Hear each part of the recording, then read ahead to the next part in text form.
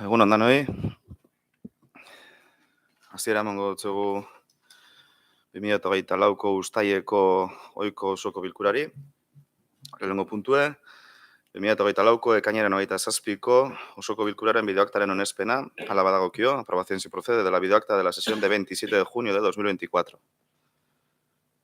Ez dakit. Nonok zoz esaterik? Inork ez du ekarpenik, onartutzat ematen da.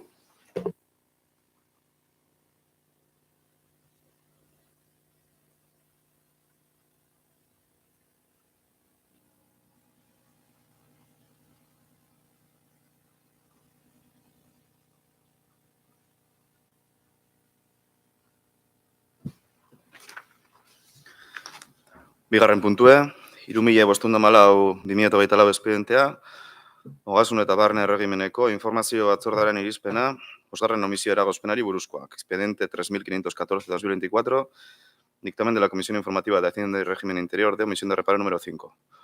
Alberto Ealo, Ogasun Zinegotziak azalpena emango dau. Bai, egunon. Presero Espainia S.A.ren 2024ko maiatza eta ekainean egindako lanei dagozkien fakturak 93.005 euro eta 60 zentimokoa guztira baliotzat ematea eta kontortzaileak egindako eragozpenak kentzea. Kontratu berria esleitzeko espedientea esapidetzen hasi gara. A eta B sobreak ireki dira kontrataziorako eta txosten teknikoa falta da. C sobrea falta da irekitzeko proposamen ekonomikoarekin. Kontratuaren esleipena iraileko osoko bilkuran onartzeko proposatuko da.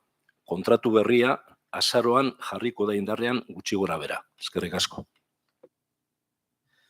Eztabaidara pasatuko gara. Osoak, Osan Solerria, Alderdi Sozialista, Euskaldira Jeltzalea, Alfredo.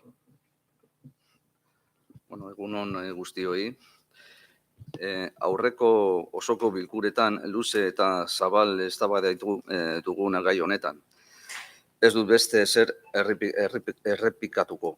Egia esan, 7 hilabete daramatzagu, horiek udal honen kontu hartzailetzaren eragozpenekin eramaten ditugu. Eta horiek ere enpresaren faktura baliozkotzen daramatzagu kobratu bale izateko, ez baitago kontraturik, ez da kontratuen luzapenik ere, denboran eta forman. Lehenbizi, garbiketarekin gertatu zen, eta orain preserorekin. Guri beti iruditu izan zaigu kudeaketa txarra eta plankintza okerragoa udalonek erabiltzen dituen kontratu publikoei dagokionez. Al hilo de esto, y como dato nuevo, sin embargo, es muy interesante señalar que el Plan Anual de Control Financiero correspondiente al ejercicio 2024, que ha llevado a cabo este ayuntamiento en su análisis de riesgo interno, ha puesto el foco en este asunto, señalando como, y leo literalmente, importante y de probabilidad media, el riesgo, y sigo leyendo de manera literal, no se subsanen los reparos o las deficiencias significativas puestas de manifiesto por el órgano de control interno. No se toman en consideración las recomendaciones de los órganos de control externo. Insisto, esto aparece en el análisis de riesgos interno que ha realizado el ayuntamiento. Lo cierto es que en este análisis de riesgo lo señalan en color amarillo u ocre por estar calificado como importante y de probabilidad media. Y esto, a mi modo de entender, no se pone en rojo por ser grave y de prioridad alta, cuando, a mi modo de entender, perfectamente podría estar calificada con este color, aunque sea por la reiteración en esta forma de actuar, ya que en el plan anual de control anterior, el de 2023, también se advertía de esta mala praxis.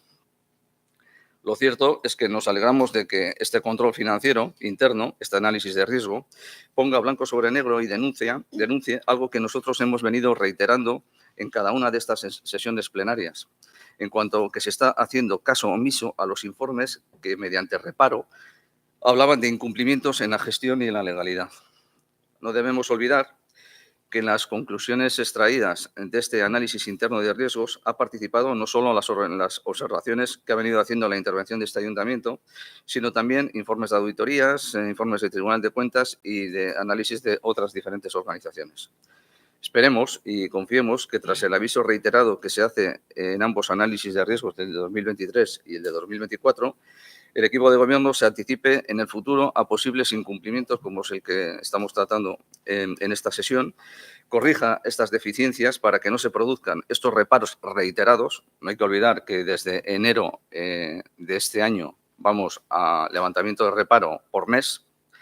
Primero, como decía antes en euskera, con el tema de Garbiqueta y ahora con Presero, que se interponen para advertir que se está contraviniendo la normativa vigente. Y, en definitiva, de cara a futuro se lleve una mejor planificación y gestión financiera y contractual. Eskerrik asko. Euskal Herria Bildu. Bueno, ni behenaz errepikatuko berriro, hemen oindala ja hile batzuk hasien azaltzen, segaitik zen honen atzerapena, eta hemen eman dira danerik, argudio guztiek, eta lehen esan dudan bezala, momentu honetan, non gauzen, eta noiz, hasiko daia, jarriko da indarrean kontratu berria. Osten lan, ez deko nik hau zer esaniz, hemen eman dire, pleno batzutan eman dire hemen azalpen guztiak, eta ez dago beste zer esaterik. Eskerrik asko. Bigarren txanda, Usuak, Euskal Herria, Alderdi Sozialista, Euskal Herria Jeltzalea, Euskal Herria Bildu. Bozkatu ingo. Bozkatuko dugu. Aldeko botoak.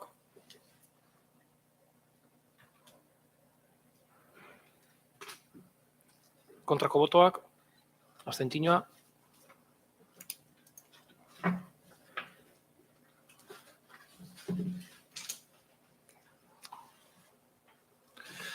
Auzoak alde, Usansolo Herria alde, PS abstentzioa, EAJ abstentzioa, Euskal Herria Bildu alde, bertaz, proposamena onartzen da.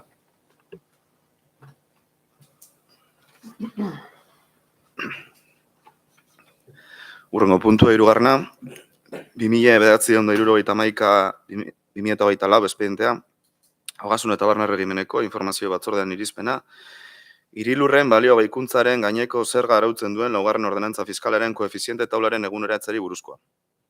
Expediente 2971-2024, dictamen de la Comisión Informativa de Hacienda y Régimen Interior de modificación de las tablas de coeficientes de la ordenanza fiscal número 4, reguladora del impuesto sobre el incremento del valor de los terrenos de naturaleza urbana. Barriz be, Alberto Alo, Ogasun Zinegotziak azalpen emango dau. Bai, hirilurren balioaren gehikutzaren gaineko zerga arautzen duen laugarren ordenantza fiskalaren koefizienteen eranskina aldatzea eta egokitzea. Zehazki, ordenantza horren 9. artikuluan ezartzen denez, zerga kalkulatzeko lurraren balioa eguneratzeko aplikatu beharrekoak koefizienteak urtero eguneratuko dira foru arau bidez. Eta halakorik ezean, martxoaren 14ko 2/2024 foru dekretu araue mailearen bidez. Esan dodan moduan, koefiziente horiek foru aldundiak ezartzen ditu, higiezinen merkatuaren evoluzioaren arabera. Holan, lurraren balioa eguneratzea lortzen dugu debengoaren unean, eta ondoren lurraren balioa handituko balitz, galdakon 20% dan karga tasa aplikatu ahal izango genuke. Baimendutako gehienekoa baino 10 puntu txikerragoa. Eskerrik asko. Eztabaida errepastuko gara, Usuak, Usansolo Herria, Alderdi Sozialista, Euskal Herria Jeltzalea, Euskal Herria Bildu. Bozkatu ingo. Bozkatuko dugu. Aldeko botoak.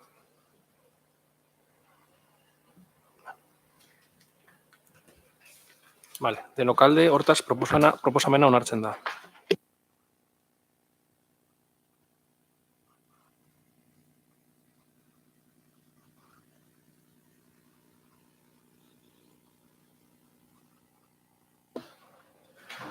Laugarren puntua,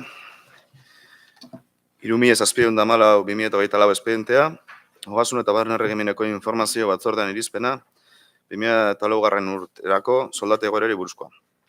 Expediente 3714-2024, dictamen de la Comisión Informativa de Hacienda y Régimen Interior de incremento salarial para el año 2024. Euskine Zuraga Gizabalabietako zinegotziak azalpenak emango dauz. Bai, egunon. Udal batzonetara dakargu udaleko langileen ordainsarien igoera 2024 urterako. Ekainaren bukaeran jaso genuen eudelen proposamena, eta esaten zuen, proposatzen zigun ekainaren 26/4/2024 errege dekretuk araututakoa jarraitzeko. Eta arau horrek honakoa dio, 2% soldata igoera ezartzea 2023ko abenduaren 30ean indarrean zeuden ordainsariekiko 2024ko urtarrilaren bateko ondorioekin, eta 0,5% soldata igoera gehigarri aurre ikustea 2022, 2023 eta 2024 urteetako KPI harmonizatuaren aldaketaren baturak 2022, 2023 eta 2024 urteetako ordainsari igoera finko metatua gainditzen badu, hau ere 2024ko urtarrilaren bateko ondorioekin. Baldintza hau betetzen den ala ez, eta ondorioz indarrean igoera hau aplikatzen den ala ez, abenduan jakingo dugu. Eta hau guztia indarrean sartzeko EAEko gobernu kontseiluaren erabakia argitaratu arte itxaron beharko da. Besterik ez. Eztabaida pastuko gara. Osoak, Sonsolerria, Alderdi Sozialista, Euskal Alderdi Jeltzalea, Euskal Herria Bildu. Euskatu ingo. Euskatuko dugu, aldeko botoak.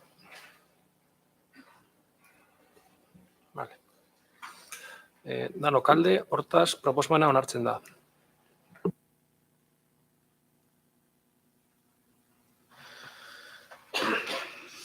Bosgarren puntue, 2024 espedientea, lurraldeko informazio batzordean irizpena, Galdakaoko diagnostikoa eta etxebizitza plana onartzea, gune tentzionatua izendatzeko, neurri publikoen barairazko plana eta espedientaren justifikazio memoria.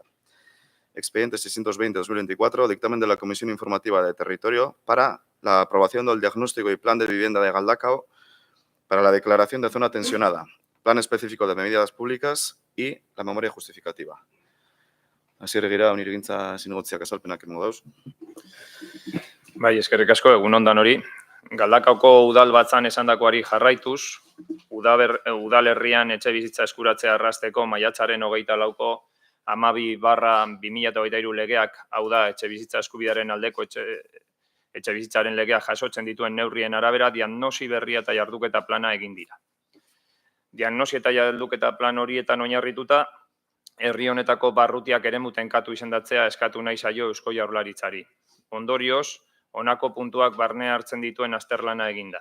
Galdakaoko etxe bizitza merkatuaren diagnostikoa egin, tenkatutako eremuetan eragiteko 3 urterako plana, eskaera memoria etxe bizitzaren legearekin bat etorriz, tenkatutako eremu izendatzeko eskaera arrazoituz. Beraz, gune tenkatu izendatzeko egiten den proposamena Eusko Jaurlaritzan erregistratzeko baimena ematea eskatzen zaio udalbatza honi egoki baderitzo. Eskerrik asko. Pastuko gara. Osoak, Sonsolerria, Alderdi Sozialista, Víctor. Eskerrik asko, egunon guztioi.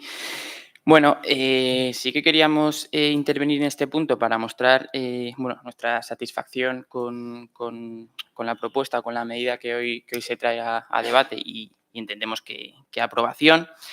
De hecho, nosotros en el mes de enero presentamos una moción y se aprobó por amplia mayoría, en la que precisamente pedíamos eso, ¿no? Que el Gobierno municipal iniciase los trabajos para poder a corto plazo solicitar al Gobierno vasco la declaración de zona tensionada de vivienda, ahí donde se cumpliesen los criterios. Entonces, entendemos que la actuación que hoy propone el Gobierno municipal está totalmente alineado con cómo entendemos los socialistas que hay que llevar a cabo las políticas públicas de vivienda.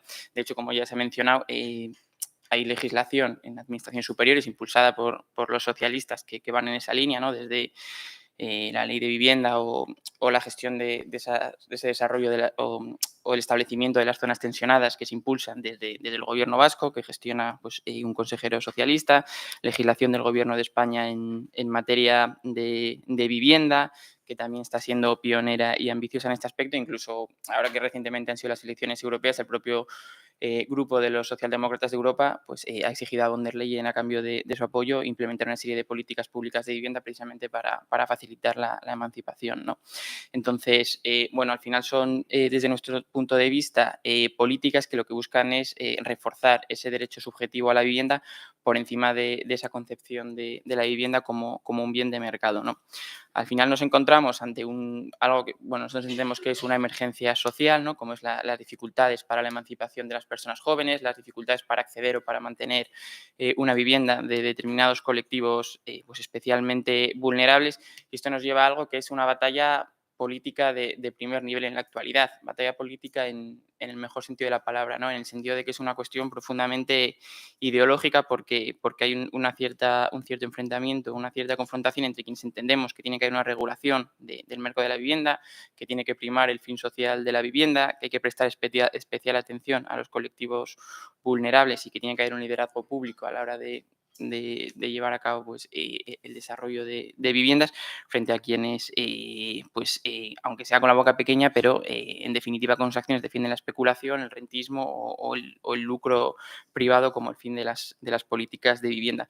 Por eso decimos que entendemos que tanto la moción que presentamos en enero como hoy esas actuaciones para la declaración de zona tensionada de vivienda se alinean con la forma que nosotros entendemos que hay que gestionar la política de vivienda.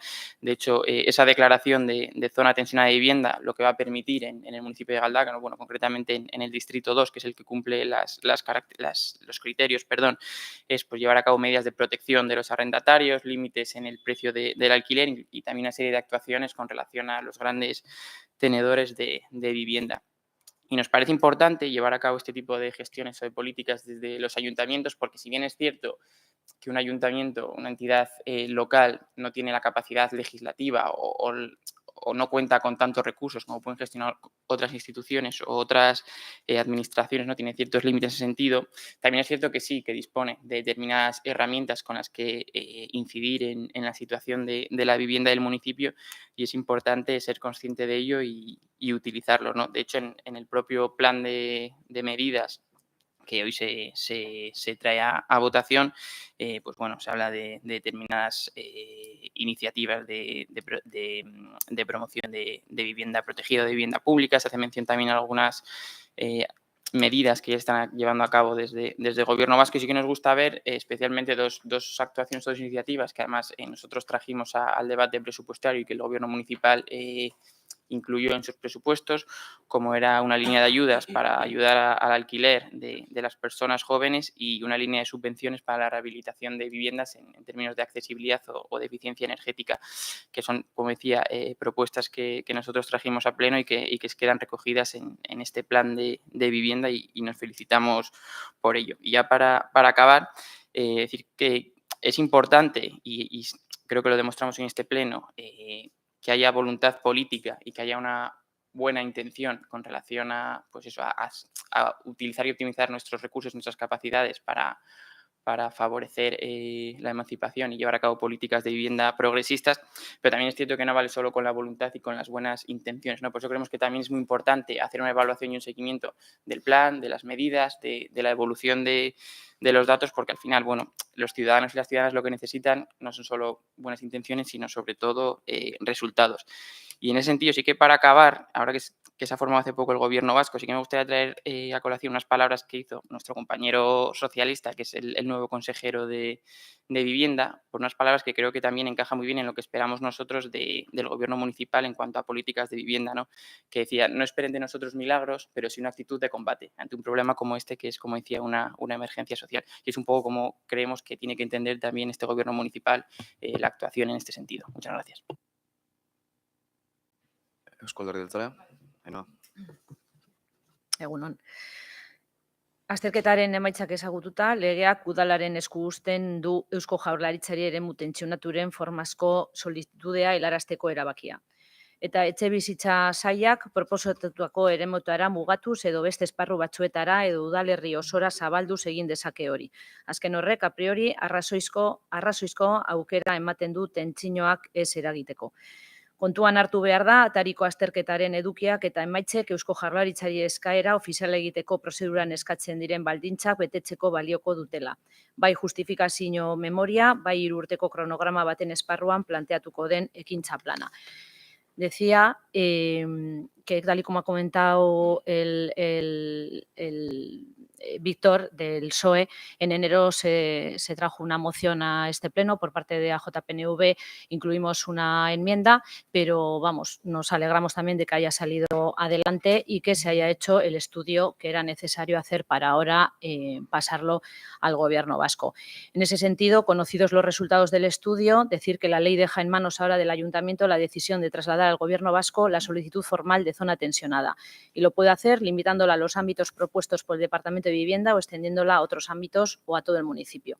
Hay que tener en cuenta que el contenido y los resultados de este estudio preliminar servirán, o entendemos que servirán, para cumplir con los requisitos exigidos en el procedimiento para realizar la solicitud oficial al Gobierno vasco, tanto la memoria justificativa como el plan de acción que se plantearía en el marco de un cronograma trienal. En este sentido, nuestro voto será favorable.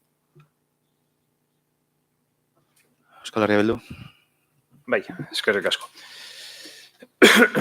Estatuko etxebizitzari buruzko legean oinarriturik eta baldintza jakin batzuk betez gero eremu tenkatuak izendatzeko aukera ikusita etxebizitzaren Euskal Behatokiak 2023ko abenduan Euskadin tenkatutako udalerriak eta barrutiak identifikatzen zituen txosten zehatu bat argitaratu zuen. Galdakaoren kasuan,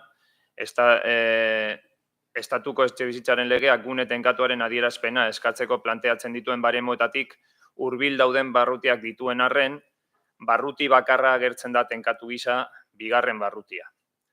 Honek betetzen baititu dagoeneko ezagunak diren eta adierazpena lortzeko beharrezkoak diren irizpide biak. Eusko Jaurlaritzaren alokairun merkatuaren estatistika datuen arabera, 2017 geroztik Galdakaoko alokairu libreko etxebizitzetan urtero sinatutako kontratuen bataz besteko kostua hileko 618 eurotik hileko 686 eurora igo da 2022an. Alokairua eta etxebizitzarako zerbitzuak ordaintzeko familien alegina, errenta errabilgarriarekin alderatuta, 27,7koa da Galdakaon bataz beste. Bigarren barrutian, 30tik gorakoa dela adierazi beharra daukagu, eta lehenengo eta laugarren barrutiak berriz, 30tik 30ko kota horretatik oso gertu daudela esaten digu diagnostikoak, edo diagnosiak. Azkenik, ondoriozta daiteke ezin dela baztertu Galdakaoko alokairu etxebizitzaren merkatuaren tentsioa areagotzea bai gaur egun Galdakaon bizi diren pertsone eta familien eskaerengatik, bai alokairuko etxebizitzaren prezioa txikiagoa denez, Bilbotik eta eskualdeko gainerako udalerrietetik Galdakaon bizitzara bakit dezaketenengatik. Aipatutako diagnostikoaz gain, hartu beharreko neurri publikoen plan espezifiko bat egin da. Diagnostikoan ageri diren desorekak zuzentzen lagunduko duten jarduera publikoak zehazten dituena. Kontuan izan behar da, etxebizitza politika publikoak garatzera bideratutako neurri horiek gauzatzeko ezinbestekoa dela erakunden arteko koordinazio eta lankidetza, batez ere Eusko Jaurlaritzaren eta udalen artekoa. Euskal Autonomia Erkidegoko etxebizitzari buruzko 3/2015 legeak berak agerian uzten duen bezala. Horregaitik, Galdakaoko bigarren barrutia etxebizitza merkatuko eremu tenkatu izendatzea eskatzeaz gain, eta etxebizitzarako eskubideari buruzko maiatzaren 24ko 12/2000 legeak etxebizitza merkatu tenkatu izendatutako eremuetan aplikatu beharreko neurriak eta administrazio ahalmenak eremu horretara esleitzeaz gain, udalerri osoan eragiteko eta desorekak zuzentzeko neurrien plan berezia onartzea proposatzen dugu. Bertan, administrazio eskudunek 3 urteko epean bere gain hartutako konpromisoak egutegian zehaztuko dira horrez gain. Plan honek 4 ildotan banatzen du bere esku hartzea, eta 4 ildo horietan plana onartutzat ematen den hurrengo 3 urteetan egiteko etxerako lanak ezartzen dizkigu. Lehenengo ildoak, Galdakaoko hori hiri-antolamendu plan orokorrean Galdakaoko hiri-antolamendu plan orokorrean oinarriturik dago, eta plan honek eskaintzen dituen etxebizitza aukeretan sakontzera eramaten gaitu. Etxebizitza publikoa indartu nahi da. Horretarako dauden lur sailak garatuz. Lur sail horietan dauden zuzkidurazko lurrak erabiliz eta beharrezko den egoeretan onurak emanez etxebizitza lokairuan jarri ahal izateko baldintzak bete daitesan. Bigarren ildoak, Galdakao jadanik badituen etxebizitzen hobekuntzan eragin nahi du. Bizitoki turistikoen jardun arautu nahi da eta etxebizitzak berrizteko laguntzak jarri nahi dira. Hirugarren ildoak, gaur egun indarrean dauden diru laguntzen berri ematea eta egon beharko liratekeen diru laguntzak arautzea dakar. Horretarako informazio kanpainak proposatzen ditu eta jadanik udalak zeinbeste administrazioak dituzten tresnak ezagutaraztea proposatzen da. Eta laugarren ildoan, planaren ebaluazio jarraitua eta erakundeen arteko elkarlana nolakoa izan beharko litzatekeen proposatzen da. Gobernu taldearentzat proposatzen den plan hau, onartzen denetik 3 urtetan egingarria dela uste da. Horregaitik, EH Bilduk Eusko Jaurlaritzari plana onartzeko eskaera bideratzearen alde egingo du. Eskerrik asko. Bigarren txanda, osoak, Usan Solorria, Alderdi Sozialista, Eusko Alderdi Jeltzalea, Euskal Herria Bildu, Euskatu ingo. Bozkatuko dugu, aldeko botoak. Denok alde, hortaz, proposamena onartzen da.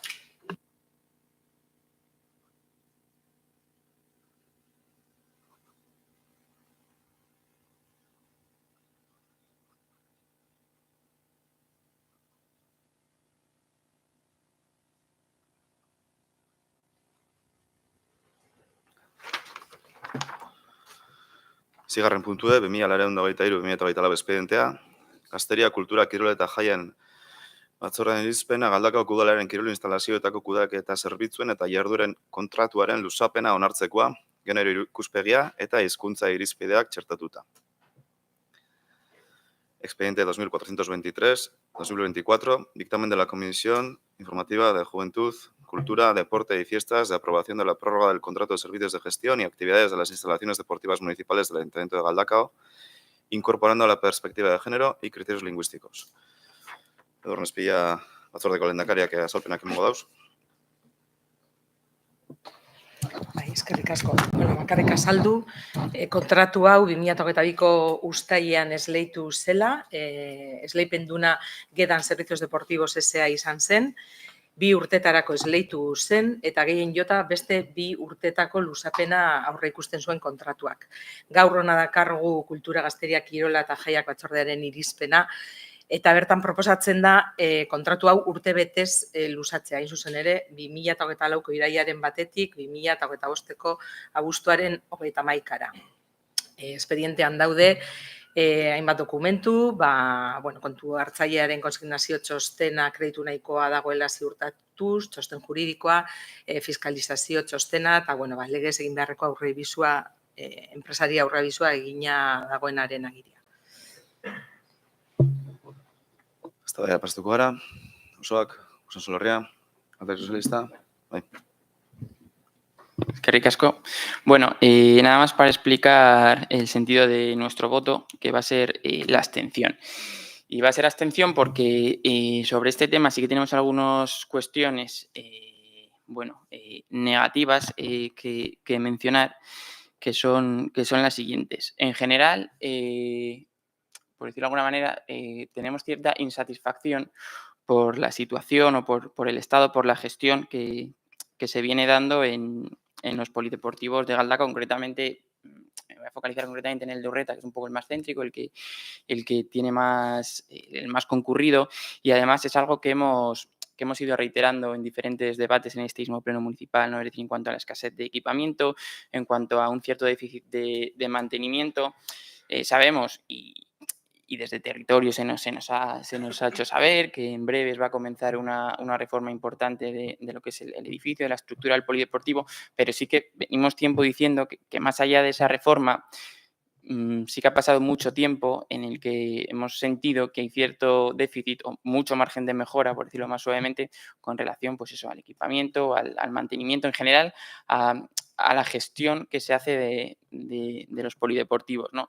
Entonces, esta cuestión que va más allá de lo que es específicamente la prórroga del contrato que hoy sometemos a debate y a votación, sí que nos alejaba de dar hoy nuestro voto a favor, porque creemos que es un tema importante y que no se está abordando con la suficiente solvencia, porque insistimos, no vale solo con hacer la reforma que está proyectada y que nos parece muy bien, sino que entendemos que esta es una cuestión que debió haberse tratado hace tiempo y que hay que seguir tratándolo en paralelo a esa reforma del polideportivo. Y otra cuestión también que nos ha sorprendido, y podríamos decir que nos ha sorprendido para mal, es que en uno de los informes relacionados con este expediente se hablaba, y creo que literalmente, si no me equivoco, si no, bueno, me podéis corregir, que decía que esta prórroga se solicita porque la empresa contratada ha cumplido fielmente lo estipulado. Y sí que nos sorprendía esa afirmación o esa consideración porque, bueno, venimos de una época de huelgas de los trabajadores precisamente del servicio de gestión del polideportivo que ha afectado a los servicios, que ha llevado además a que desde el propio gobierno municipal haya que haber llevado determinadas actuaciones como la devolución de dinero a los usuarios. Entonces, no nos parece que en esas circunstancias se pueda decir que se ha cumplido fielmente con lo estipulado por la parte de la empresa, ¿no? Además, hay una cierta costumbre por parte de Euskal Herria Bildu, sobre todo allí donde no gobierna, en otros municipios, en otras administraciones, que es que siempre que hay algún conflicto laboral, cuando se pone encima de la mesa que el conflicto laboral atañe a la empresa y a los trabajadores, su posicionamiento suele ser que no se puede solo uno circunscribir a ello porque esa afección al servicio de las huelgas laborales que hay, lo que desenmascaran es que el problema es modelo, es decir, ese modelo de gestión privada de determinados servicios públicos. Y no es que quiera traer otra vez a debate el tema de la publificación, no quiero ir por ahí, pero sí que esa circunstancia, el impacto que ha tenido esa huelga en la gestión y en los usuarios del polideportivo, pues entendemos que en este caso no se ha considerado o no se ha tenido en cuenta, al menos esa es la sensación que tenemos. Pero no vamos a votar en contra en este punto por las razones que a continuación voy a explicar. En primer lugar, porque tampoco hay margen para otra cosa. Es decir, no vamos a dejar sin contrato la gestión de este servicio, que además es algo que recientemente ya pasó, hace creo que 2 años, ¿no? Que estuvimos con una gestión fuera de los límites del contrato en este mismo caso, y no es nuestra intención empujar a que eso vuelva a ser así. Y además porque este equipo de gobierno, como venimos viendo en sucesivos plenos y como tanto Alberto como Alfredo en un punto anterior han mencionado, se está convirtiendo un poco en experto en que en nuestro municipio se lleven a cabo determinados servicios, determinados trabajos una vez finalizado el contrato de la gestión. Entonces, como no queremos que eso suceda también en el caso de la gestión de los polideportivos, pues bueno, vamos a facilitar esta prórroga, siendo el sentido de nuestro voto, como decía al principio, la abstención. Eskerrik asko. Euskal Herria Jeltzalea. Ez, Euskal Herria Bildu.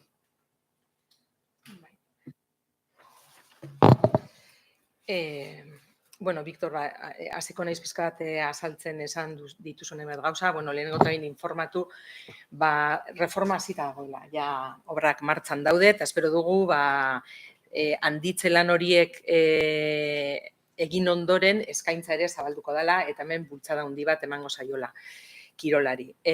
Bueno, behintzat kiroldegian eskaintzen danari. Ados gauz zentzu baten, hobetu behar dela, berritu behar zala, zegoela berritzeko behar bat, baina bai azpimarratu nahiko nuke, guk ere nahi genukeen heredatu beste kiroldegi bat. Bai, ze urte askotan eta askotan zehar, bueno, horregon da, egoera berean. Guk aurkitu dugun egoera honetan eta bueno, aurrera pausu ezer gutxi edo gitxi eginda. Gero, esaten duzu zerbitzua txarra edo, bueno, egon direla defizientzia batzuk eta ez dela oso insatisfazioa aipatu duzu, guk egia da eta gogoratu behar dut, langileek eskubide, greba egiteko eskubidea daukate, udal bezala erabiltzaileen interesak defendatzen saiatu izan gara, eta bueno, euren eduki dituzten, ordaindu dituzten kuotak eta hori saiatu orekatzen eta kaltetuak izan ez daitezen. Eta aipatu behar dugu greba horiek ere Bizkaia mailakoak izan direla. Bizkaiko kirol guztia egon da greban, euren baldintzak eta euren konbenioa hobetzeko. Orduan, Galdakaon uste dut benetan eragina ahalik eta txikiena izan dela.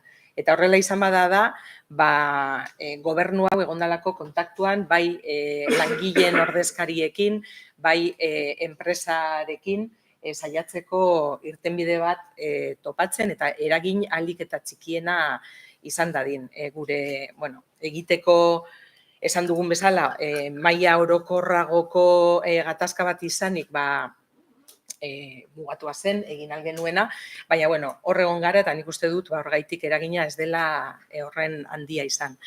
Harreman horiek eraman gaituzte, bai enpresarekin eta bai langileekin harreman bat eukitera eta bai Galdakaoko egoera zehazki ezagutzera, eta badakigu, eta orain sartuko naiz pixkat azaltzen zergaitik planteatzen dugun urte beteko luzapen hau, badakigu Galdakaoko bai langileak eta bai enpresa harremanetan ari direla euren baldintzak hobetzeko. Espero dugu urrengo etorkizun laburrean horrela izatea, akordio bat lortzea, eta horregaitik iruditzen zaigu, egokia dela urte betez luzatzea eta ez 2 urtez lehen esan dudan bezala aukera ere bazegoelako, agian akordio horretan sortuko lirateken baldintza hobeak isladatuta ikusi beharko liratekelako edo pleguetan, ezta? Hori alde batetik. Beste alde batetik aipatu ditugu obrak eta aipatu ditugu espazio berriak egokituko direla. Espazio horiek bete beharko dira ekintza berriekin. Eta hori ere jasota egon beharko da plegu horietan, eskaintza hori zabaltzea. Horregaitik iruditzen zaigu, zuhurragoa dela urte betez luzatzea eta ez 2 urtez. Eta, hauek izan dira arrazoiak eta ados, hobetu behar dugula eta lanean jarraituko dugula eskaintza gero eta hobea izan dadin. Bigarren txanda, osoak, Solarria, Alderdi Sozialista. Bai, eskerrik asko. Nik bakarrik gauza pare bat argitzeko, zuk esan duzu nik zerbizio txarra dagoela esan dudala, uste dut hori esan duzula. Nik ez dut txarra dela esan, nik esan dut insatisfakzioa, izan dut literalmente insatisfacción y capacidad de mejora. Horiek izan dira nik erabili ditudan hitzak. Y sí que yo no voy a decir que el servicio es malo, porque creo que no lo es. Y también por respeto a los trabajadores, tanto del ayuntamiento como del propio polideportivo, no diría que es un servicio malo porque no lo es y porque me parecía faltar a la verdad y el respeto a los trabajadores. Yo siempre he dicho que hay una cierta insatisfacción por nuestra parte como grupo político y también nos consta que por parte de usuarios y usuarias y que hay cosas que son mejorables. Y nos alegramos de que hayan comenzado ya los trabajos de reforma, porque además, en la Comisión de Territorio ya se nos indicó que por estas fechas iban a iniciarse esos trabajos y el impacto que eso pueda tener en la oferta y en los servicios. No puedo dejar de mencionar lo que decía Sedurne del tema de la herencia. Entiendo que, cuando uno entra en gobierno, pues que es una circunstancia lo que recibe del gobierno anterior, pero es verdad que pasados 5 años, cuando lo que estamos hablando es de aumentar el equipamiento, de que, por ejemplo, pues el techo del vestuario no esté negro por las humedades, yo creo que en 5 años esa herencia tan mala que decís que habéis recibido, sí que habéis tenido margen y recursos suficientes para revertirla. Yo creo que hay ciertos argumentos que con el paso del tiempo pues se van un poco agotando, ¿no? Y por acabar, sí quería decir, por si acaso no ha quedado suficientemente claro, y sí que me parece muy importante decirlo, que nosotros, somos totalmente defensores, porque además va en nuestro ADN político del derecho a la huelga de todos los trabajadores y trabajadoras. Y somos conscientes de que es una huelga que ha afectado en conjunto a la provincia, ¿no? a toda Vizcaya. Por eso decía, yo no he hecho la culpa de esto al Ayuntamiento de Galdakao, ni mucho menos. Lo que digo es que en ocasiones similares a H. Bildu le gusta mucho achacar todos los problemas de servicio que se derivan de este tipo de huelgas a el modelo. Y en este caso, el modelo se prorroga con la prorrogación de este contrato, aunque sea 1 año. Entonces, era un poco ahí donde veía, ciertas contradicciones políticas. Y ya para acabar, yo no me cabe ninguna duda que este gobierno municipal habrá hecho las gestiones y los trabajos necesarios para mejorar para que el impacto de la huelga sea el mínimo. Pero sí que iba a decir, no sé si me sorprende o me alegra mucho que tengamos un gobierno municipal tan bueno, que todo lo malo es o por herencia o por el contexto del conjunto de la provincia, y sin embargo que el impacto aquí en Galdakao no ha sido menor que en otros municipios, pues es por las relaciones que este gobierno municipal ha tenido con la empresa y los trabajadores, ¿no? Que al final parece que todo lo que tiene unas consecuencias negativas pues siempre viene de fuera o de otros, y todo lo que al final, todo lo bueno pues es mérito de este gobierno municipal. Entonces, que me alegro de que Galdakao tenga pues un gobierno municipal tan solvente. Muchas gracias. Eusko Alderdi Jeltzalea. Ez, Euskal Herria Bildu.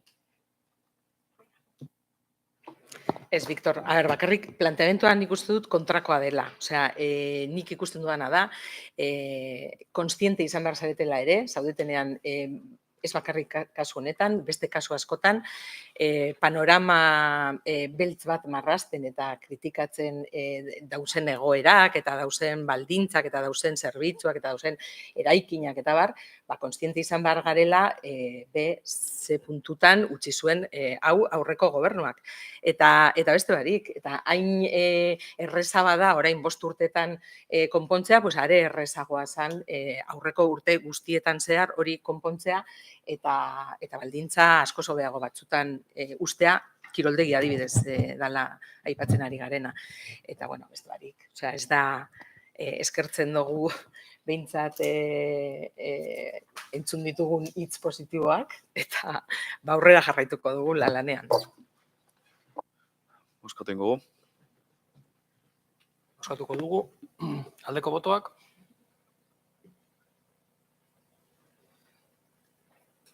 Kontrako botoak. Abstentzioa.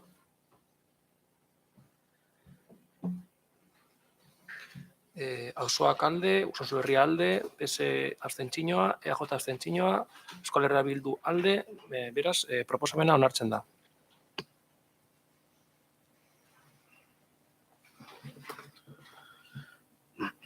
Zazpigarren puntue, Eusko Alderdi Jeltzale taldearen mozioa, etxean jarraitzeko laguntza zerbitzua bultzatzeko etxetik.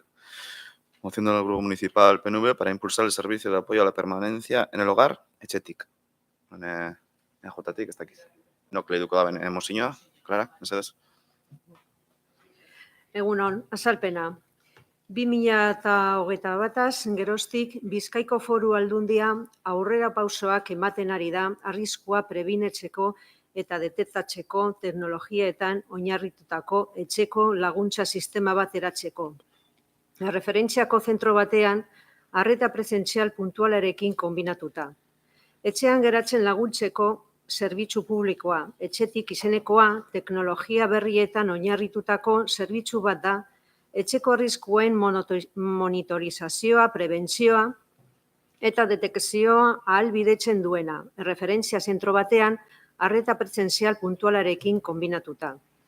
Doako zerbitzua da, mendekotasun egoeran dauden pertsonei arreta emateko gainerako zerbitzu eta prestazioekin bategarria eta mendekotasun egoeran dauden adin guztietako pertsonei zen haien zaintzaile zuzendatu dago. Bizkaiko udalerri askok dute jada etxeti zerbitzua eta mendekotasun aitortua duten 5.000 pertsonari eta haien zaintzailei emango diete arreta. Eskaera. Beraz, gobernu taldeari eskatzen diogu Galdakaon bultza dezala etxean ematen diren zainketak laguntzeko doako arreta eredu berritzaile hau. Etxetik es un servicio gratuito de apoyo a los ciudadanos para la permanencia en el hogar para personas dependientes, sea personas mayores o jóvenes con dependencia, y un apoyo más para las personas cuidadoras. Este servicio está funcionando en municipios como Etxebarri y Bilbao, y en otros muchos está próxima su apertura. La Diputación Foral de Vizcaya ha dado luz verde, además, para la realización de las obras de adecuación modelo Etxetik en 6 centros de día ya existentes del territorio vizcaíno. Con ellos, el servicio público Etxetik estará disponible en 11 centros de día que prestan servicio a alrededor de 5.000 personas en situación de dependencia reconocida. En este sentido, EAJ traemos a debate esta moción solicitando al equipo de Gobierno que dé los pasos necesarios junto a la Diputación Foral de Vizcaya para la implantación de este servicio también en Galdakao, ya que consideramos que todo servicio encaminado al fomento de la permanencia de las personas dependientes en sus domicilios y todo el apoyo a las personas cuidadoras es primordial. Etxetik mendekotasuna duten pertsonak, adinekoak edo mendekotasuna duten gazteak, etxean geratzeko doako arretarako laguntza zerbitzua da. Zer? Bai, barkatu, barkatu. Eskerrik asko, bai. Pentsau zola. Bai. Behin mozinhoa. Bai. Behin mozinho irakurrita, eztabaidara pasatuko gara. Auzoak. Vale.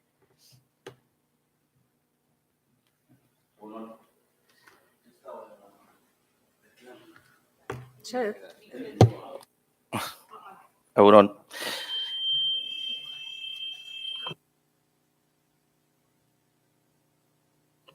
Hemos recibido con interés la moción presentada por EAJ-PNV en relación con la implementación del programa Etxetik en nuestro municipio.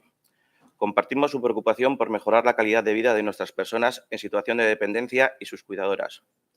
Auzoak ha estado trabajando activamente en varias iniciativas que no solo se alinean con la propuesta del programa Etxetik, sino que también amplían su alcance para abordar de manera integral las necesidades de nuestra comunidad, como lo hemos realizado en la legislatura anterior y actualmente lo hacemos aportando acciones referidas a Etxetik, actividades de ocio y estimulación, mejorar la residencia de mayores de Suguchu. Estas iniciativas reflejan nuestro compromiso continuo con el bienestar de todas las personas en situación de dependencia en nuestro municipio. Creemos firmemente que con la colaboración de todas las fuerzas políticas y la comunidad podemos seguir avanzando hacia un Galdakao más inclusivo y solidario. Sansolorria. Egunon, gure aldetik botoa baiezko ezingo da. Guretzat dausen zerbitzu komplementu bat da eta horregatik ondo etorri da guretzat. Alderdi Sozialista, Nerea. Sí, buenos días. Sí, básicamente vamos por el mismo sistema, por el mismo argumento. Es un complemento. Servicios sociales del Ayuntamiento de Galdakao no tiene buenos programas, pero creemos que todo complemento que venga, pues bienvenido sea y a por ello. Vamos a votar a favor.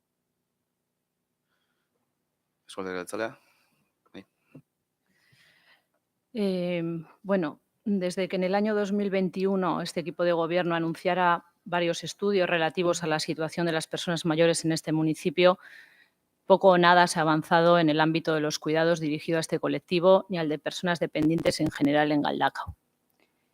Se mencionaba antes cuestiones hereditarias, ¿no? Pues yo creo que es justo decir que por culpa del PNV existe el servicio de centro de día en Plaza Cueche. Por culpa del PNV se ha solicitado en varias ocasiones a este equipo de gobierno, incluso lo llevamos en nuestro programa, la ampliación de las residencias existentes en Galdakao. Por culpa del PNV tenemos en funcionamiento hace muchos años el servicio de ayuda a domicilio. Por culpa del PNV tenemos el programa Zainduz para cuidadoras y cuidadores también de este municipio. También por culpa del PNV, servicios de actividades, el servicio Parcatu de actividades para tercera edad y nuevos hogares del jubilado tanto en Bengueche como Iberluce, etc. Y esperamos que por culpa del PNV se implante en colaboración con la Diputación Foral de Vizcaya el servicio Etxetik. Ya en el 2021, la población mayor de 65 años en Galdakao era de 3.702 mujeres y 2.952 hombres, y muchas de ellas viven solas en sus domicilios y necesitan de los apoyos necesarios sin tener que recurrir al ingreso residencial. Para ello, tanto los centros de día como los servicios domiciliarios son fundamentales, al igual que otro tipo de alternativas que doten a las personas de herramientas para permanecer en sus domicilios manteniendo la calidad de vida. Por todo ello, traemos a este pleno a debate esta moción y emplazamos a este equipo de gobierno a adoptar las medidas necesarias y a establecer recursos efectivos para mejorar la situación de las personas mayores con necesidad de cuidados de este municipio, atendiendo a las demandas existentes y haciendo especial mención a las situaciones de soledad que viven muchas de ellas, centrándonos especialmente en servicios de refuerzo que fomenten la permanencia en el hogar y servicios que apoyen directamente a las personas cuidadoras, impulsando además de servicios de respiro, modelos de atención novedosos, como es el caso de Etxetik, un servicio gratuito impulsado por Diputación Foral y que a JPNV vemos importante su puesta en marcha en Galdakao, estudiando quizá su habilitación, en su caso, en el propio centro de día existente e impulsarlo como centro de referencia para las personas de este municipio. Eskerrik asko. Euskal Herria Bildu. Bueno, egunon. Zaintzaren inguruan badaude gaur egun hainbat zerbitzu, oso ondo azaldu ditu EAJ-ko bozeramaileak, aipatu ditu batzuk, zaintzaileei bideratutakoak eta zaintza beharra daukaten pertsonak artatzeko bebai. Adibidez, zaindu, telezaintza, izatek, edota etxez etxeko laguntza zerbitzua. Oraingoan etxetik zerbitzuaren inguruko eztabaida dekogu. Udal gobernu honek zerbitzu honen berri izan du jada Galdakaoko eguneko zentroarekin egindako bilera baten ostean. Proposamena mahai gainean izan dugu duela hilabete batzuetatik ona. Eta teknikoki eta politikoki proposamen hori aztertzen eta forma ematen gabizela adierazi nahiko genuke. Zergatik forma eta azterketa, zerbitzu honen helburuen artean, etxean egon nahi duten pertsonak egoitzan ezartzea edota beranduago sartzea dago, edo zaintzaileen gainkarga murriztea. Ikusi da oingurtean egindako balorazio txostenean, zerbitzua nahiko berria dela eta ondino ezin dela osotasunean bere inpaktua neurtu. Horregaitik uste dugu naiz eta zerbitzua martxan jartzeko aukera egon, zuhurrena izango litzatekeela denbora tarte bat itxarotea.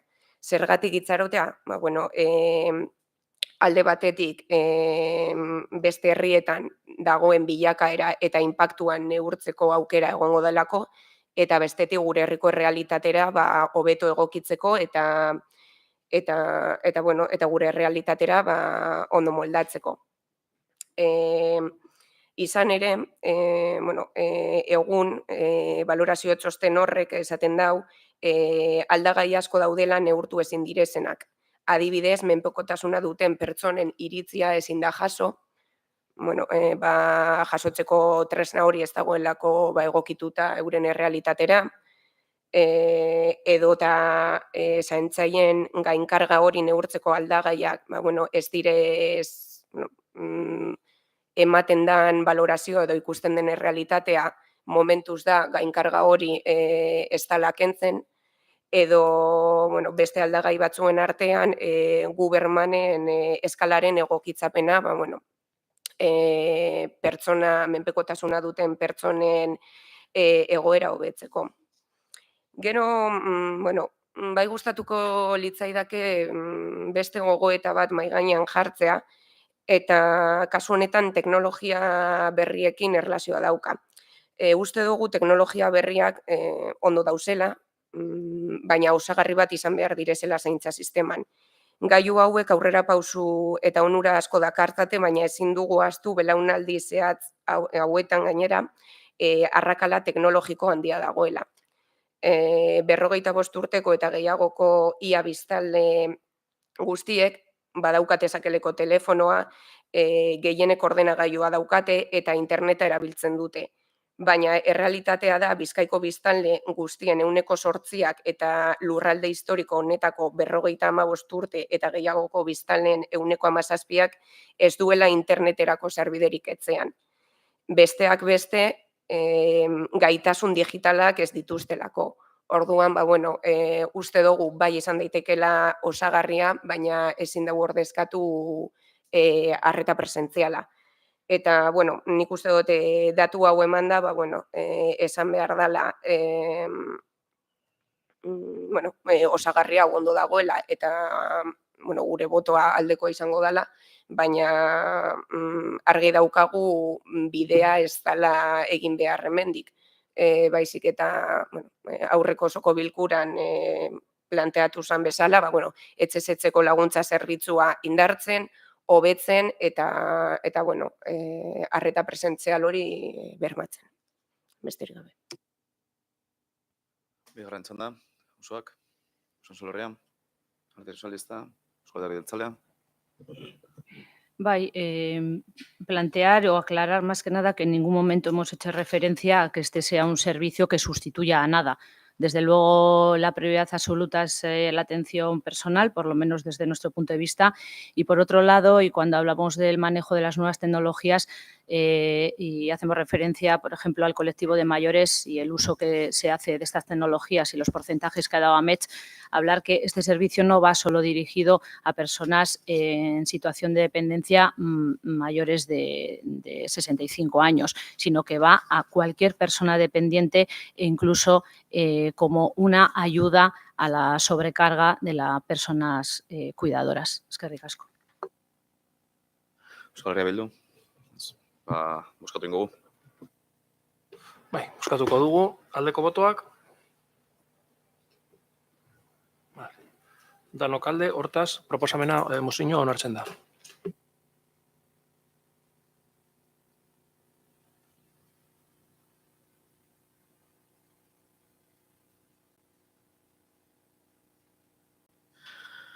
Zortzigarren puntue, Usansolo Herria Udaltaldearen mozioa Usansoloko erdigunean metroaren 5. lineako geltoki baten alde. Moción del Grupo Municipal Usansolo Herria a favor de una estación de la línea 5 del metro en el centro de Usansolo. Unaik, irakurriko da mozioa. Egunon, 2022an ETSek plazaratutako metroaren 5. linearako proiektuan, Usansolok gaur egunean duen tren geltokia galduko zuela aurreikusten zen. Horren kontra eta erdiguneko geltoki baten alde, Usansolotar eta herriko talde eragileek alegazio administratiboak aurkeztu zituzten. Proiektua ez zen bideragarria eta hala jakinarazi zuten herritarrek. Administrazio eskudunek ez dute onartu herri aldarrikapena eta geltokia erdigunean auzo plataforma babes instituzionalaren bila hasi da. Galdakaok eta bertako herritarrek familia, kultura, kirola eta merkataritza harremanak dituzte Usansolorekin eta Usansolotarrekin. Hori dela eta geltokia erdigunean auzo plataformak Galdakoko udalaren babesa ere eskatu du. Galdakoko udalaren osoko bilkuraren aburuz, bi udalerrien arteko konektibitateak eraginkorra izaten jarraitu behar du lotura horiek mantentzeko. Eta horregaitik, honako mozio hau onartzen du. Talde sinatzaileek hurrengoa eskatzen dute. Metroaren 5. linean eskudunak diren agente eta erakunde guztiek kontuan hartzea geltoki erdigunean plataformaren eskakizuna eta Usansoloko erdigunean geltoki bat aurreikusten duen irtenbide baten alde konprometitzea. Eskerrik asko. Eztabaidara pasatuko gara. Usoak. Egunon. Desde Usoak compartimos la moción presentada por Usansolo Herria y entendemos la necesidad de una parada de metro en la línea 5 en el centro de Usansolo, dando servicio a muchos vecinos y vecinas de Galdakao que compartimos necesidades con el municipio de Usansolo, tanto a nivel deportivo como sociocultural. Por eso nuestro voto va a ser a favor. Usansolo Herria. Bai, bueno, gaur mozio ekarri dugu eta Usansolok bere zerbitzu galdu ez da izan sortutako geltoki erdigunean plataforman izenean da. Helburua beti da hobetzea, egia da kasu batzuetan ezin dela bete, baina ezin dugu onartu, ezin da onartu, kasu honetan okerra egitea lez, ez da? Eta Usansolo herritarrek bakarrik ez, Toñok esan duen moduen, Galdakostarrek ere zerbitzuak murriztuko dituztez. Ezin dugu ahaztu Galdako eta Usansolo udalerria lotuak izango direla, urte askotarako, espero dut, eta familia, kirol eta merkataritza loturak izango dituela. Eta horrek be eragina izango duen zerbitzuetan. Esatea be, Usansoloko plenoan, joan zean astean, onartu zen mozio hau, eta amaitutokoa esatea plataformako kideak, talde politikoak eta erakunde desberdinekin elkartzen dira, errespetu guztietekaz alde guztietatik, eta horregaitik plataformako kideari eta Usansolo herritari bere lanagaitik zorionak gure dugu emon. Alderdi Sozialista. Vale, es que ricasco, alcate. Bueno, en primer lugar, sí que queríamos empezar esta intervención mostrando y además de manera totalmente sincera un respeto profundo por las reivindicaciones de todos los vecinos y vecinas, por esas reivindicaciones que nacen de la ciudadanía al margen de las instituciones, porque entendemos que es no solo respetable, sino totalmente legítimo que los vecinos y vecinas de cualquier lugar busquen la forma de no verse perjudicados, si así lo consideran, por determinadas actuaciones, de optimizar el beneficio que las diferentes infraestructuras o servicios puedan tener en ellos y organizarse para llevar a cabo esas reivindicaciones y hacer uso de los cauces institucionales, en este caso, que consideren oportunos y que consideran que son útiles a las reivindicaciones. En ese sentido, desde el Grupo Socialista sí que queremos mostrar nuestro respeto y también una voluntad de escucha, de establecer cauces para el debate y para el entendimiento.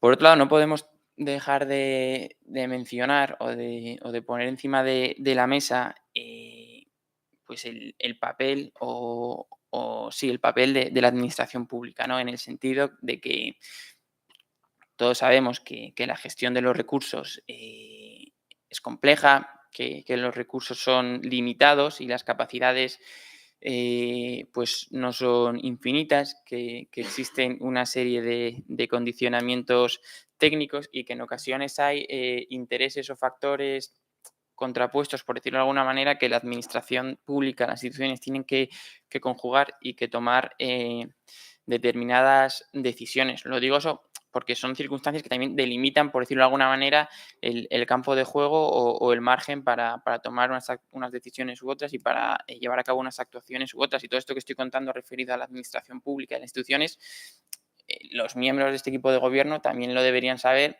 porque ellos también muchas veces nos hablan de que las cosas a veces no se pueden hacer como a uno le gustaría, de que los recursos son limitados y que a veces las cuestiones técnicas también suponen obstáculos para poder satisfacer al conjunto de la población. Entonces, sí que quería empezar diciendo que lo que vale en muchas ocasiones para defender o justificar ciertas actuaciones de este equipo de gobierno, pues que seamos también coherentes y tengamos al menos esa parte de comprensión hacia otras administraciones y hacia otras instituciones.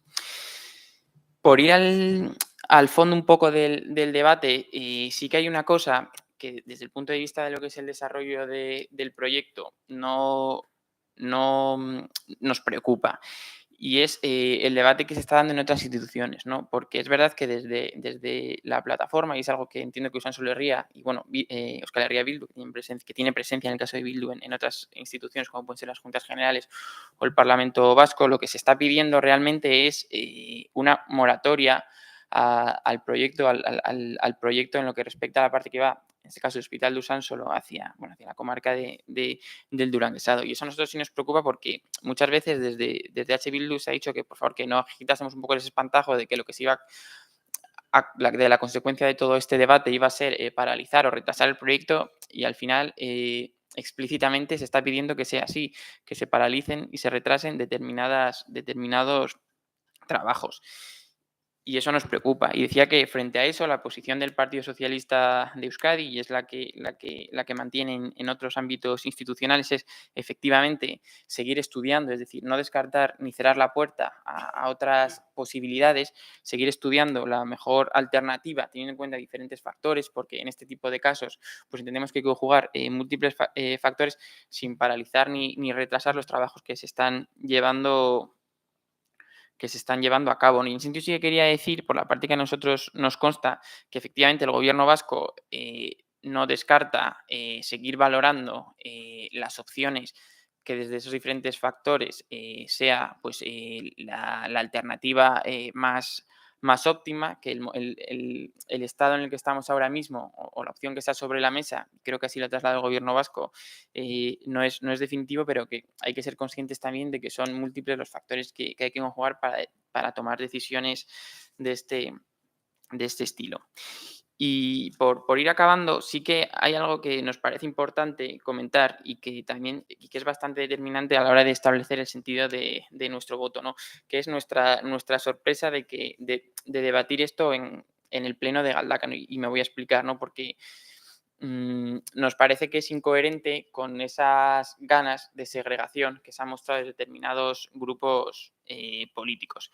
Al final lo que estamos debatiendo es dónde se ubica o no se ubica una parada de una infraestructura que se desarrolla o se implementa desde el Gobierno vasco y desde Diputación en un municipio que no es Galdakao. Eso, en primer lugar, nos parece que choca, por no decir que es en parte irrespetuoso con esa autonomía que Usánsolo entiendo que debe tener para reivindicar sus necesidades o sus posicionamientos. Es decir, nos parece que es incoherente que el Ayuntamiento de Galdakao asuma determinadas posiciones sobre otros municipios porque, por ejemplo, es decir, ahora entiendo que va a haber una mayoría que va a respaldar un posicionamiento relacionado con Usánsolo que se alinea con lo que desde la propia gestora del propio municipio de Usánsolo se plantea. Pero, y en el caso de que no fuera así, quiero decir, vamos a legitimar también que desde Usánsolo Herria o desde H. Bildu, desde Osoa, que el pleno de Galdakao tome decisiones o se posicione con respecto a cuestiones del municipio de Usánsolo que vayan en contra de los intereses mostrados por los vecinos y vecinas de Usánsolo, porque la vida da muchas vueltas, que si igual el día de mañana, por esas mismas relaciones y conexiones que hay entre los vecinos de Galdakao y los de Usánsolo,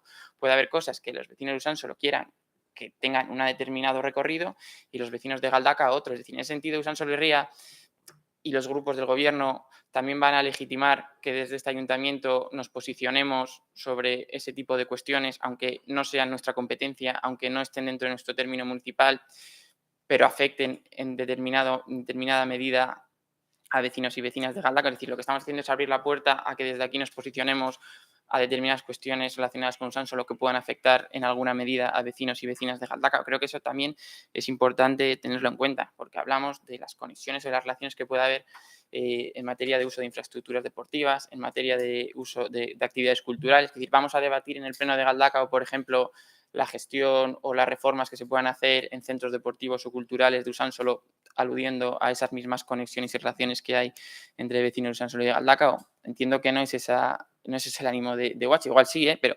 entiendo que no. Entonces creo que hay que tener cuidado, por decirlo de alguna manera, en no dar voz cuando sabemos que nos van a dar la razón, porque eso implica que tendremos que dar también voz cuando no nos van a dar la razón o cuando lo que nos van a decir no es lo que nosotros queremos escuchar. Creo que eso también hay que tenerlo en cuenta o abrir esto, es decir, porque relaciones, digo a Perribay, pero no solo a Perribay, sino muchos vecinos y vecinas de ese entorno que casi hacen más vida en Basauri que en Galdakao. Podemos debatir también en el pleno de Galdakao las conexiones de Galdakao con Basauri o cómo se gestiona el metro en Basauri, hablar de Arrigorriaga, de Etxebarri. Quiero decir que me parece que es importante eso a tenerlo en cuenta. No me parece que sea un tema menor.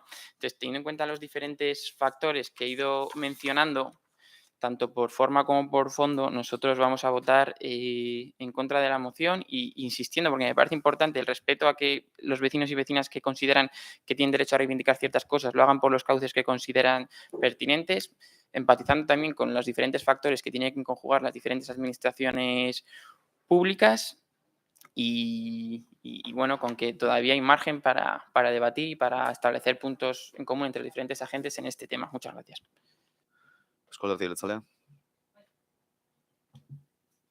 Bueno, primeramente comentarle a Iñaki Urgoiti que cuando ha dicho que el 18 de julio en la comisión gestora se aprobó una moción, no, se aprobaron dos.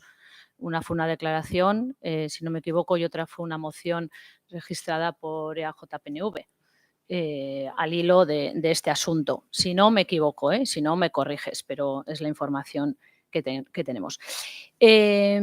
Por otro lado, en Junta de Portavoces, EAJ-PNV también trasladó, de alguna manera, pues nuestra sorpresa, ¿no?, a la hora de traer una moción de otro municipio como es Usánsolo al municipio de Galdakao, ¿no? Y sí que hicimos mención a que nos parecía, en cierta manera, debatir sobre esta moción en este pleno, pues una injerencia directamente al municipio de Usánsolo. Dicho esto, Sí quería poner encima de la mesa tres preguntas, ¿no?, que creo que son importantes y podrían ser aclaratorias, ¿no? Cuando el proceso de la actual línea 5 comenzó, pues Usansolo todavía no era un municipio independiente, formaba parte de Galdakao. Entonces, por ello, teniendo en cuenta que en fecha 9 de marzo del 2023 la Comisión de Contratación del ente Euskal Trenbide Sarea aprobó el expediente y el gasto de la licitación que tiene como finalidad la obra de la línea 5 del Ferrocarril Metropolitano de Bilbao, tramo Galdakao Hospital, pues estaría bien preguntarnos, ¿no? En la fase de exposición pública del proyecto, el Ayuntamiento realizó alegaciones al mismo. Hubo reuniones por parte del Ayuntamiento de Galdakao con las instituciones correspondientes para tratar las posibles alternativas. Se trató en algún momento, en ese momento, de manera oficial al ente, se trasladó, perdón, la propuesta de acercar la parada del hospital al centro de Usansolo. Por parte de la JPNV vemos importante, ¿no?, vemos importante estas cuestiones, porque en ese momento, justamente en ese momento, sí que correspondía al equipo de gobierno de este municipio atender las reivindicaciones y hacer llegar las diferentes propuestas o aportaciones de la ciudadanía. Diré también, para finalizar, porque no vamos a entrar en debate en esta moción, por lo que he comentado con anterioridad, que a JPNV tenemos muy claro pues, que una vez que Usansolo es conformado como municipio, gracias en gran parte a la gestión de nuestro Grupo Vasco en Madrid, entendemos que no nos corresponde al Ayuntamiento de Galdakao tratar esta moción, ya que entendemos que es una cuestión que afecta a Usansolo y respetamos, por supuesto, las reivindicaciones vecinales, todos los vecinos y vecinas de Usansolo, y respetamos también, y esa es la razón por la que no vamos a entrar en el fondo, la autonomía municipal de Usansolo. En ese sentido, pues no vamos a participar ni en el debate del contenido de la moción ni en la votación. Eskerrik asko. Euskal Herria Bildu.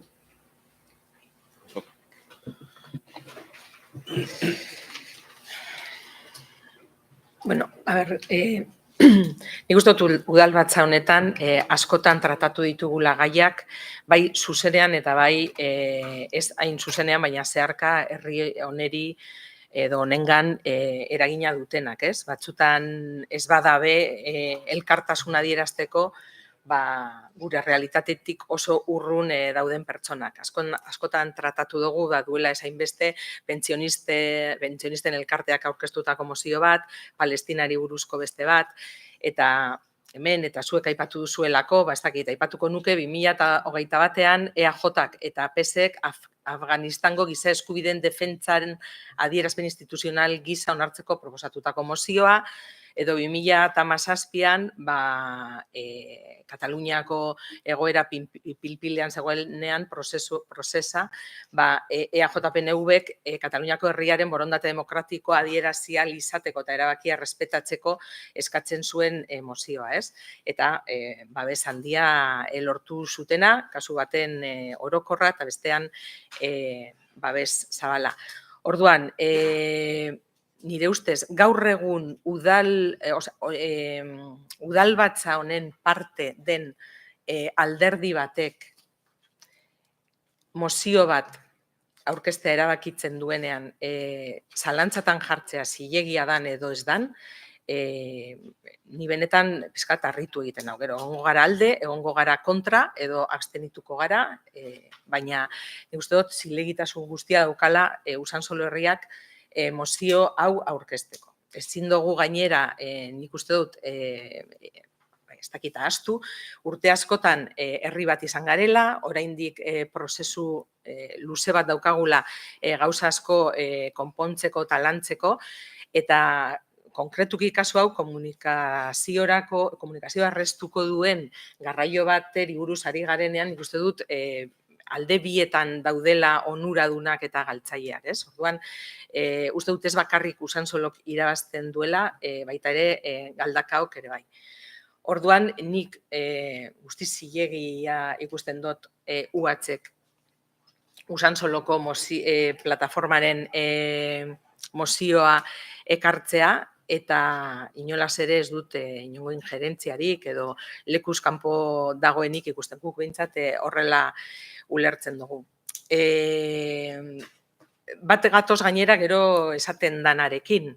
Uste dugu urteetako harreman eduki dugula, harreman mota asko daude, jende asko jaten da Galdakaotik baita ere ara kirola egitera, gure merkatarientzat ere uste dut onuragarria dela komunikazio erraz bat eukitea Usansolotik erdigunetik abiatu eta Galdakora heltzeko. Baditugu zerbitzu batzuk aman komunean oraindik, memorian jasota daudenak, Ilerria, EPA, Musika Eskola, Euskaltegia, hori ukaezina da, eta gure ikasleek ere hezkuntza ibilbidez unibertsitarioa Galdakaoko ikasleekin batera egiten dute. Unkinako ikasleak etorri behar dira Galdakaora institutora baita ere, edo lanbide heziketara. Hala, erabakitzen badute. Orduan, harreman pertsonal hori, familiarra, lagunartekoa eta horretaz gain, uste dut, arrazoi asko daudela bat egiteko UHek ekarri duen mozio honekin. Eta, horrengoz besterik ez. Bigarren txanda, Usoak, Usansolo Herria. Bai, bueno, se han dicho unas cuantas cosas y seguramente se me olvidará contestar. Tengo la mala costumbre de no apuntar.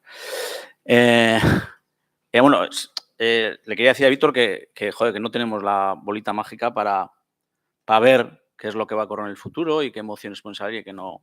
Pero sí, por ejemplo, que Usansolo y Galdácano, por ejemplo, con el tema del deporte, va a tener que seguir hablando y negociando e interfiriendo en Galdácano en las horas de entrenamiento, en las utilidades deportivas y todo. Y eso vamos a tener que seguir haciéndolo, o sea, y con toda la naturalidad, y así espero que sea. En cuanto al tema de los recursos limitados, pues es verdad, los recursos son limitados. Pero en los estudios que se ha hecho hay una pequeña trampa. En uno de ellos se dice el tiempo que va a perder cada usuario del metro si hay una parada en Usansolo, pero es que en ninguno de ellos aparece el tiempo que van a perder las y los vecinos de Usansolo en tener que coger espero que no ocurra, la famosa lanzadera, en tener que ir hasta el hospital, en tener que ir a una estación. Eso también es un tiempo que vamos a perder, que eso no está contabilizado en ninguno de los estudios. En cuanto al tema, el tema de la moción de la semana pasada, pues sí, nos han solo 2 mociones y no sé cuántas cosas más se aceptaron. Pero no vamos a traer todo lo que se acepta en Usansolo a todos los plenos, porque como ha dicho Víctor, somos independientes y decidimos nuestras cosas. La moción que se presentó por parte del PNV fue una moción por parte del PNV. Nosotros traemos aquí ahora la moción de la plataforma y esa es a la que hemos traído, no hemos traído otra. Y no sé, ya se ha dicho también que en este pleno se han aprobado otras mociones que poco o nada tenían que ver con los vecinos de Galdácano, nos ha dicho Edurne. Yo me acuerdo que la primera que yo firmé o que acepté fue a favor de Cataluña. Pues lo hemos hecho y aceptamos. Y pues, no sé, poco más tengo que, o mucho más tengo que decir, pero no, se me ha olvidado todo lo que tenía que decir. Vale, va, es que ricasco. Alderdi Sozialista. Bueno, voy a empezar respondiendo un poco a algunas cosas que a su vez se nos han respondido a nosotros. En primer lugar, nosotros tratamos de ser bastante coherentes con lo que decimos. Y yo recuerdo que cuando fue el debate de la moción de los pensionistas, mostramos también nuestro respeto a la reivindicación de los pensionistas y trasladamos también que el ámbito de decisión con relación al sistema público de pensiones estaba en el Congreso de los Diputados. De hecho, recuerdo que en mi intervención, además le dije a EH Bildu que, dada su demostrada influencia en el Congreso de los Diputados, que era un debate que podían llevar allí en vez de tratarlo en el Pleno municipal. Y con respecto a Cataluña, que es una moción que no presentamos nosotros, pues no recuerdo ese debate, pero estoy seguro de que no fuimos muy entusiastas en que ese debate se produjera en el Pleno de Galdakao. Y con relación a mociones de cuestiones como pueden ser Palestina o Afganistán, yo creo que hay un salto cualitativo importante en esos temas porque estamos hablando de solidaridad internacional, estamos hablando de vulneraciones de derechos humanos, de masacres, de genocidios. Quiero decir que entiendo que estamos jugando, evidentemente no es la palabra, estamos hablando de perspectivas muy diferentes. Pero bueno, nosotros en ningún momento ponemos en duda ni criticamos el derecho y la legitimidad que tiene Usansolo Herria de presentar las mociones que consideren. Pero evidentemente el mismo derecho que tiene Usansolo Herria a presentar sus mociones lo tenemos nosotros para valorar políticamente la idoneidad o no de estos debates, ¿no? Y sí que nos sorprende, escuchando tanto a EH Bildu como a Usansolo Herria hablar de todas las relaciones, de la necesidad de cooperar, de mantener los lazos, de tomar decisiones de manera conjunta, de ir de la mano y esas cosas, pues que igual para ese viaje no hacían falta estas alforjas, ¿no? Quiero decir, si ahora vamos a decidir todo junto y vamos a ir de la mano, pues todavía no entiendo muy bien cuál era el objetivo final de la segregación, porque segregarnos para luego poner en valor que lo mejor es tomar decisiones y llevar a cabo actuaciones de manera conjunta, a mí me parece que sigue siendo un poco incoherente con esas ansias de segregación de Usansolo y que además hay cierta actitud desde el Ayuntamiento de Galdakao con este tipo de debates hacia Usansolo paternalista.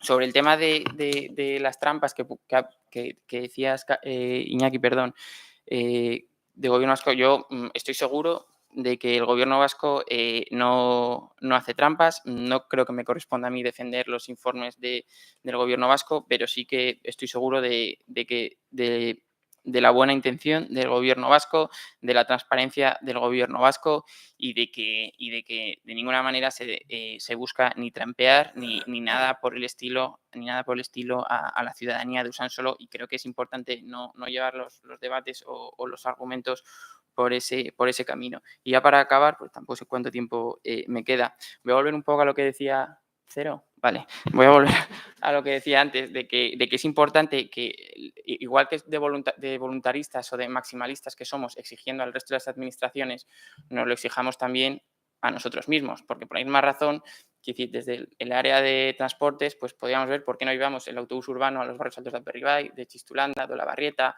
a Iberluce, a Zabalea. Es decir, también podemos escuchar a esos vecinos y en este caso nos escudamos en cuestiones técnicas, logísticas. Pues lo que vale para el Ayuntamiento de Galdakao también habrá que aceptárselo a otras instituciones. O EH Bildu, que decía que el Gobierno vasco había aceptado el proyecto de metro que ellos llevaban años planteando, eso lo dicen en Galdakao, pero luego en Basauri están en contra del planteamiento de Sarratu, en Usansolo también critican el proyecto de metro. Entonces sí que me parece un poco oportunista y un poco demagogo que en algunos sitios decimos que el Gobierno vasco ha asumido nuestro proyecto de metro y en otros sitios lo criticamos. Entonces, yo lo único que pido es coherencia y desde el punto de vista político cierta honestidad. Muchas gracias. Euskal Herria Jeltzalea, ¿sabes? Euskal Herria Bildu.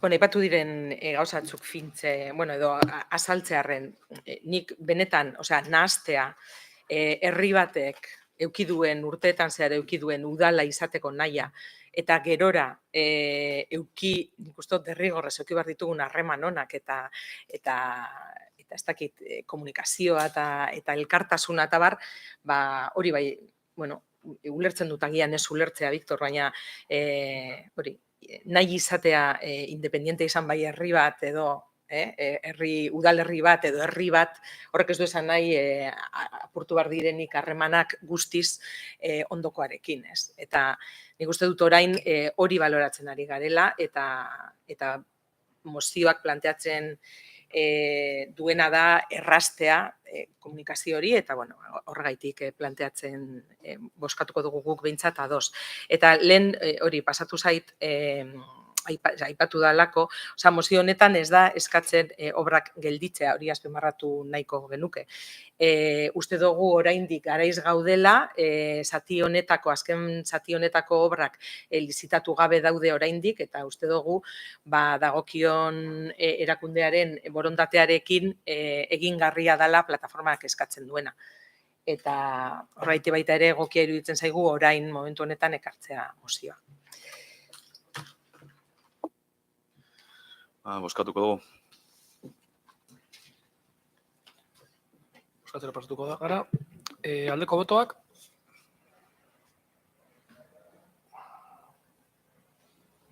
Kontrako botoak. Abstentzioa.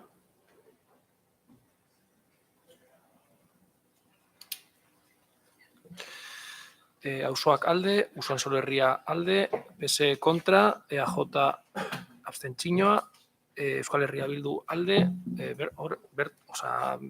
hortaz, mozioan hartzen da.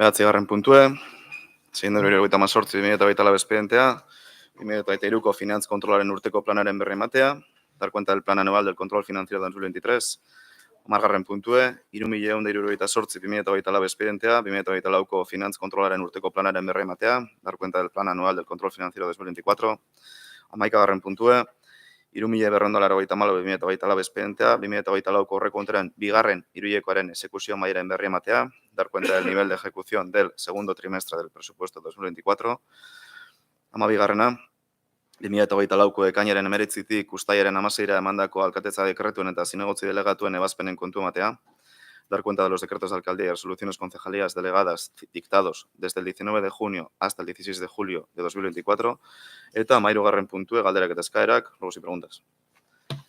Ez dakit, zozer, dagoen hortik? Ez? Publikotik badago, zozer, baina orduan bukatutat emango dugu, osoko bilkura, eta gero galdetu nahi dozuena. Beste barik, datorren urte arte, esparkatu, iraier arte, bai, bez, ondo pasau da. Bai, mateago.